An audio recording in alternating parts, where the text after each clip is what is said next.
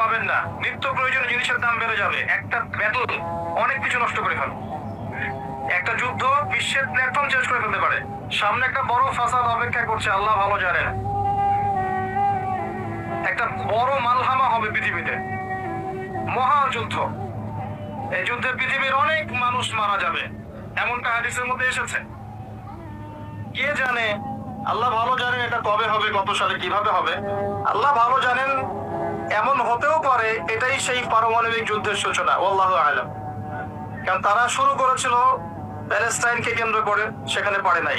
সিরিয়াকে কেন্দ্র করে চেষ্টা করেছে একটা মহাযুদ্ধ লাগানোর, পারে নাই। সিরিয়াকে কেন্দ্র করে প্রায় হয়ে গিয়েছিল, এখানে অনেকগুলো দেশ ইনভলভ হয়ে গিয়েছিল, কিন্তু নিউক্লিয়ার যুদ্ধ পর্যন্ত যায়নি।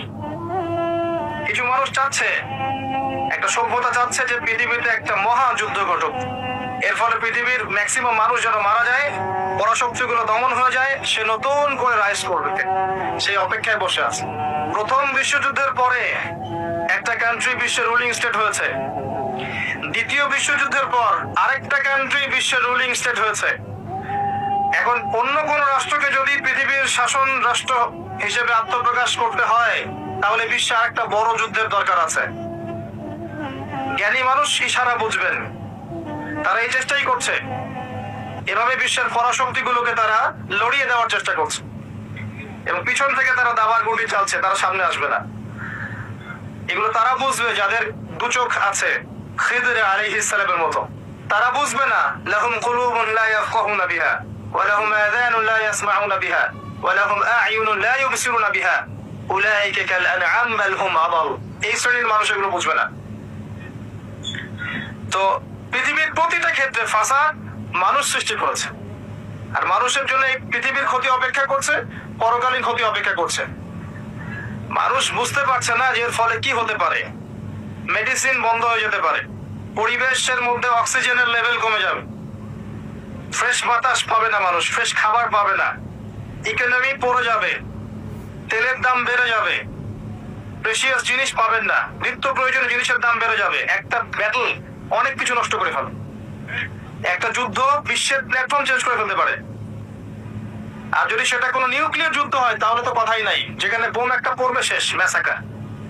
আর এখনকার নিউক্লিয়ার ওয়েপন্স গুলো ওই জাপানের হিরোশিমা নাগাসাকির মতো নয়, এখনকার গুলো আরো অনেক শক্তিশালী। একটা বোমা একটা রাষ্ট্রকে উড়িয়ে দেওয়ার জন্য যথেষ্ট। মানুষ কঙ্কাল ছাই হয়ে যাবে, কিচ্ছু করতে পারবে না। আর যেসব রাষ্ট্রের এই ক্ষেপণাস্ত্র প্রতিরক্ষা ব্যবস্থা নাই, তাদের অবস্থা তো আরো অবস্থা খারাপ। কথা বুঝতে পারছেন না? ক্ষেপণাস্ত্র প্রতিরক্ষা ব্যবস্থা থাকে, কেউ যদি মিসাইল ছড়ে সেটাকে আকাশেই ধ্বংস করা যায়। সেই প্রতিরক্ষা ব্যবস্থা যাদের নাই, তাদের কি অবস্থা হবে চিন্তা করতে পার। এই মালহামায় মুসলিমরাও জড়িয়ে যাবে, কারণ বিশ্ব এখন একটা, যেটা আমরা বলি যে গ্রামের মতো, ভিলেজ, একটা ওয়ার্ল্ড ভিলেজ, বিশ্ব একটা গ্রামের মতো হয়ে গেছে এখন। একদিকে ঢিল পড়লে আরেকদিকে প্রভাব পড়বে, তাই পুরো বিশ্ব একটা পরিবারের মতো হয়ে গেছে। একদিকে সমস্যা সৃষ্টি হলে সমস্ত বিষয়ের দিকে ইফেক্ট হবে, প্রত্যেকটা রাষ্ট্র এফেক্টেড হবে।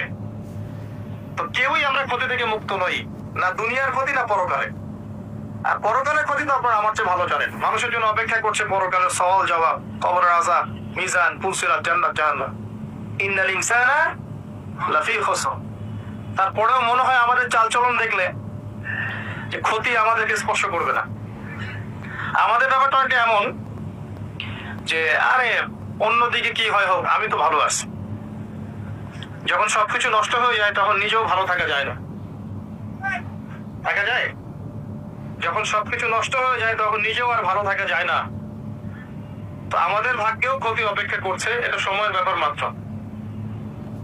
এখনো যদি আমরা সচেতন না হই, নিজেদের ফিউচারের চিন্তা না করি, নিজেদের আমল